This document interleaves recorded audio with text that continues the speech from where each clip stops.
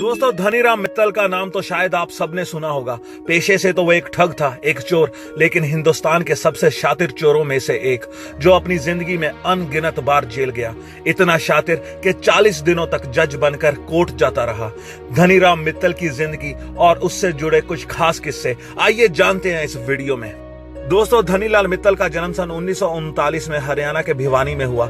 वहीं से उसने पढ़ाई की और रोहतक के एक कॉलेज से उसने ग्रेजुएशन की। ग्रेजुएशन के बाद जब उसने नौकरी की तलाश में कई इंटरव्यूज दिए, लेकिन उसको कोई नौकरी नहीं मिली, तब पहली बार धनीलाल मित्तल के दिमाग में बेईमानी से, गलत तरीके से पैसे कमाने का विचार आया।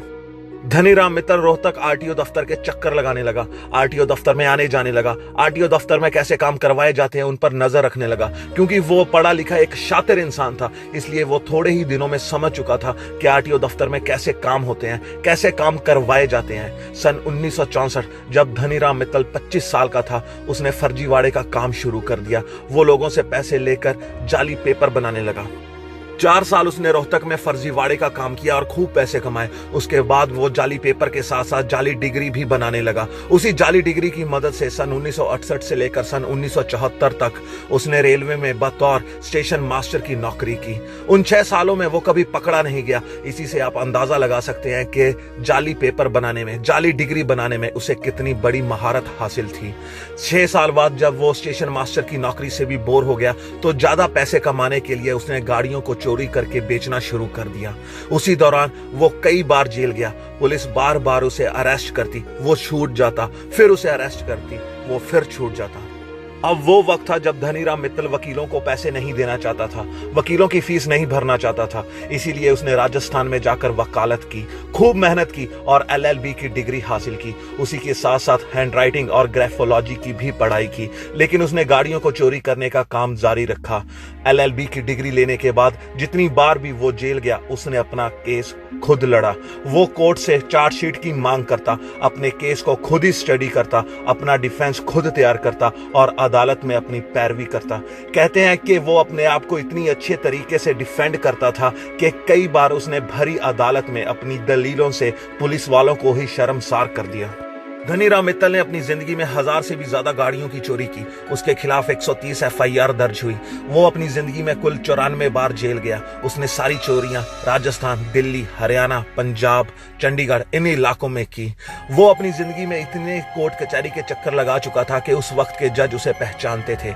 एक बार अपने केस की सुनवाई के लिए जब वो दिल्ली की एक अदालत में पहुंचा, तो जज साहब की नजर उस पर पड़ी।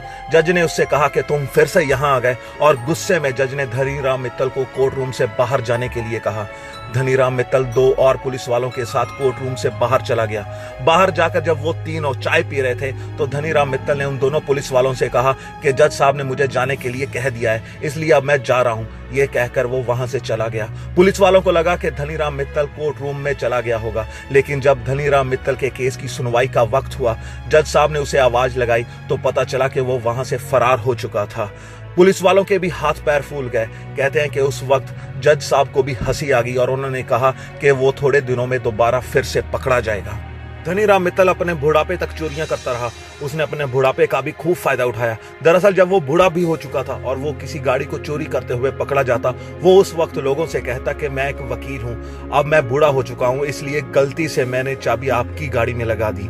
लोग भी उसके बुढ़ापे को देखकर उसकी बातों में आ जाते और उसको वहां से जाने के लिए कह देते। इस तरीके से भी धनीराम मित्तल कई बार जेल जाने से बचा। धनीराम मित्तल की खासियत थी कि उसने कोई भी चोरी रात के वक्त नहीं की। उसने सारी चोरियां दिन दहाड़े, बिना किसी को चोट पहुंचाए, बिना किसी पर हाथ उठाए की। लेकिन जिस किस्से ने धनीराम मित्तल को पूरे हिंदुस्तान में मशहूर कर दिया था, वो किस्सा है हरियाणा के झज्जर का, जब वो 40 दिन जज बन के कोर्ट जाता रहा, फैसले लेता रहा। एक दिन जब धनीराम मित्तल अखबार पढ़ रहा था, तब उसने देखा झज्जर के एडिशनल सिविल जज के ऊपर करप्शन के इल्जाम थे। उनके ऊपर इंक्वायरी भी चल रही थी। थोड़े ही दिनों बाद झज्जर सिविल कोर्ट को पंजाब हरियाणा हाई कोर्ट के रजिस्ट्रार की ओर से एक लेटर मिला, जिसमें लिखा हुआ था क्योंकि एडिशनल सिविल जज के ऊपर करप्शन के इल्जाम है, इसलिए जब तक इंक्वायरी चल रही है तब तक एडिशनल सिविल जज 2 महीनों की छुट्टी पर जा रहे हैं। ये लेटर मिलने के बाद एडिशनल सिविल जज 2 महीनों की छुट्टी पर चले गए। 1-2 दिन बाद झज्जर सिविल कोर्ट को पंजाब हरियाणा हाई कोर्ट के रजिस्ट्रार की ओर से एक और लेटर मिला जिसमें लिखा हुआ था कि जब तक एडिशनल सिविल जज छुट्टी पर हैं तब तक के लिए एक नए जज को नियुक्त किया गया है। वो नया जज कोई और नहीं बल्कि खुद धनीराम मित्तल ही था। 40 दिन वो जज बन के कोर्ट जाता रहा। वो एक वकील था, उसे कानून की अच्छी समझ थी, इसीलिए कभी भी किसी को उसके ऊपर शक नहीं हुआ। धनीराम मित्तल खुद एक चोर था, एक ठग था, उसको बाकी चोरों के साथ भी हमदर्दी थी और शायद इसीलिए सिर्फ 40 दिनों में उसने 2470 लोगों को जमानत दी। 40 दिनों बाद वो अचानक गायब हो गया। जब लोगों ने देखा कि जज कोर्ट से गैर हाजिर है तब इस मामले की जांच करवाई गई। तब जाकर पहली बार लोगों को पता चला कि पंजाब हरियाणा हाई कोर्ट के रजिस्ट्रार की ओर से कभी कोई लेटर भेजा ही नहीं गया था। लेकिन जब तक पुलिस धनीराम मित्तल तक पहुंचती वो तब तक झज्जर से फरार हो चुका था। धनीराम मित्तल कोई जज नहीं था, इसलिए जब ये मामला सामने आया तब जिन 2470 लोगों को उसने जमानत दी थी उन सभी लोगों को दोबारा से ढूंढा गया, उनकी जमानतें रद्द कर दी गई और उन सभी लोगों को दोबारा फिर से जेल भेजा गया। लेकिन इस हादसे के बाद धनीराम मित्तल पूरे हिंदुस्तान में मशहूर हो गया। उस वक्त के चोर, उस वक्त के ठग धनीराम मित्तल को अपना गुरु मानने लगे। इस हादसे के बाद जब पहली बार धनीराम मित्तल पकड़ा गया तो सफाई देते हुए उसने बताया कि उसने किसी भी बलात्कारी या खूनी को जमानत नहीं दी। उसने सिर्फ उन्हीं आरोपियों को जमानत दी जिनको आज नहीं तो कल या फिर 5-6 महीनों में जमानत मिल ही जाती। इस हादसे के बाद पुलिस वालों का यही कहना था कि जितनी बार भी धनीराम मित्तल जेल में गया, लोग जेल में यही कहते थे कि ये वही कैदी है जो 40 दिनों तक जज बन के कोर्ट में जाता रहा और धनीराम मित्तल भी जेल में सीना चौड़ा करके घूमता रहा। पुलिस वालों का यह भी कहना था कि इस हादसे के बाद जब भी धनीराम मित्तल किसी भी जेल में जाता, उस इलाके के चोर या फिर ठग कुछ ना कुछ कांड करके जानबूझकर उसी जेल में चले जाते ताकि वो धनीराम मित्तल के साथ कुछ दिन बिता सकें और उनसे कुछ सीख सकें। सन 2016 में आखिरी बार दिल्ली पुलिस ने धनीराम मित्तल को अरेस्ट किया। उस वक्त उसकी उम्र 77 साल की थी। उसके बाद उसकी कोई भी अपडेट नहीं आई। आज धनीराम मित्तल जिंदा है या मर चुका है ये सिर्फ और सिर्फ पुलिस को मालूम है। तो दोस्तों ये थी पूरी कहानी एक ऐसे चोर की जिसने LLB की पढ़ाई की, जिसने वकालत की सिर्फ और सिर्फ अपनी चोरी को निखारने के लिए। आपको हमारी वीडियो कैसे लगी हमें कमेंट्स करके बताइए। हमारी वीडियो को लाइक करके शेयर कीजिए, हमारे चैनल को सब्सक्राइब करके बेल आइकन को हिट कीजिए ताकि हमारी नेक्स्ट वीडियो सीधा और सबसे पहले आप तक पहुंचे।